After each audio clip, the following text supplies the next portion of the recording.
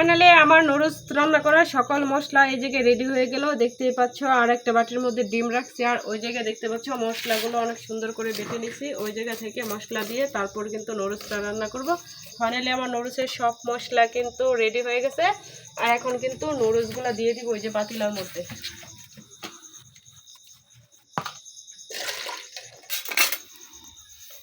তো ফাইনালি দেখো মাটির চুলার জাল কত সুন্দরভাবে জ্বলছে, আর এই দিকে আমি পানিটা গরম করে নিচ্ছি। এখন কিন্তু নুডলসটা ঢেলে দিয়ে দিব। তো নুডলসটা ঢেলে দেওয়ার জন্য আমি ঢাকনাটা সরিয়ে নিলাম, আর এখন নুডলসের প্যাকেটটা সুন্দরভাবে কেটে নেব।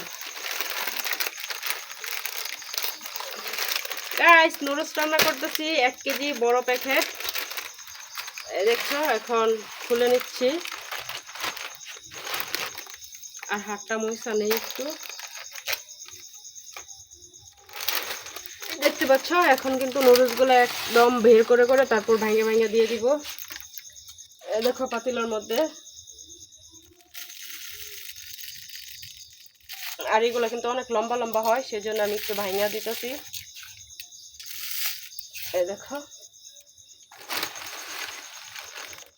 ফাইনালি বড় কড়াইয়া ভরে যাবে এই নুডলসটা।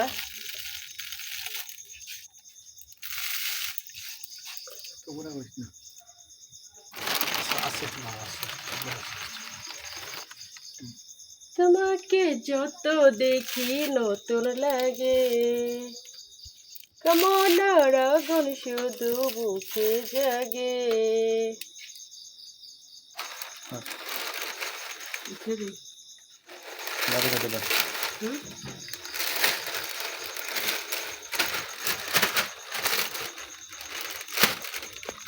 নুডলস দেওয়ার পরে এখন কিন্তু লাড়া দিয়ে দিতেছি। গরম পানিতে নুডলসটা দিয়ে দিলাম, আর এখন এই গরম পানির মধ্যে আমি একটু হলুদ দিয়ে দিব।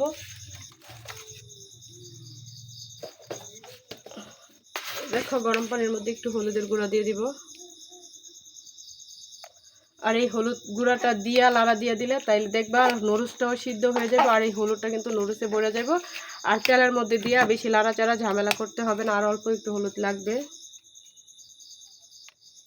এই দেখো এখন শুধু ঢাকনা দিয়া একটু বলক আসলে নুডলসের মধ্যে কালারটা সুন্দর চলে আসবে। তো ফাইনালি নুডলসের মাংসটা কষানোর জন্য এই জায়গায় মশলা দিয়ে দিলাম। এখন কিন্তু এই যে দেখতে পাচ্ছ কুটি কুটি মাংসগুলো দিয়ে দিব এই জায়গায় দিয়া, তারপরে এই যে টমেটোগুলো দিয়ে দিব, একদম মাংসের সাথে কষিয়ে নিব। আর পানি দিয়ে দিলাম, কিছু কাঁচামরিচ দিয়ে দিলাম।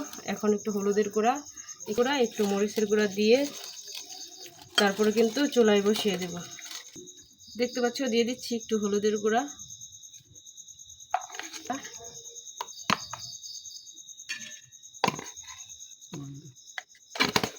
একটু তেল।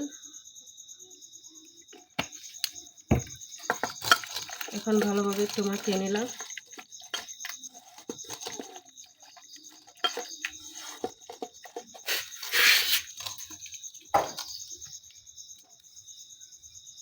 অবশেষে দিয়ে দিচ্ছি একটু লবণ।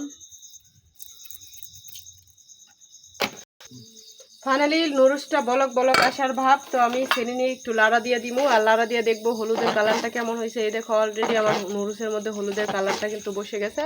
তো আরেকটা বলক ভালোভাবে আসলেই কিন্তু নুডলসটা নামিয়ে নিব। আর মাটির চুলার জালটা দেখো কত সুন্দরভাবে জ্বলছে। আমার মতো কে কি এরকম মাটির চুলায় রান্না করো অবশ্যই কিন্তু একটু কমেন্ট করে জানা যাইবা।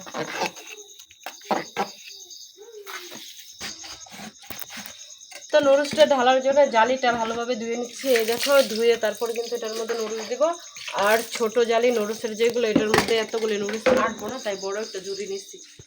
এই দেখো একদম বলক আয়া পড়ছে, আর নুডলসের কালারটা কত সুন্দর আসছে দেখো। এখন একটু নাড়াচাড়া করে আমি নুডলসটা নামিয়ে নিব। নাইমা তারপরে ঠান্ডা পানি দিয়ে ধুয়ে পরিষ্কার করে নেব।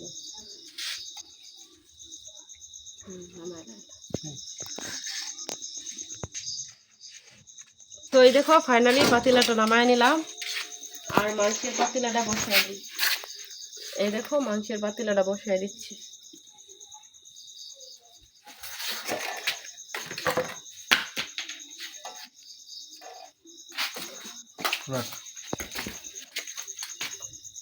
দেখছো কত সুন্দর দেখা যাচ্ছে হলুদ কালারটা। আর আবার মতো এরকম করে কে কে নুডলসের কালার আনো অবশ্যই কমেন্ট করে জানাও। এখন আমি ঢালছি, তারপর এখন পানি দিব, পানি দিয়ে নাড়াচাড়া করবো।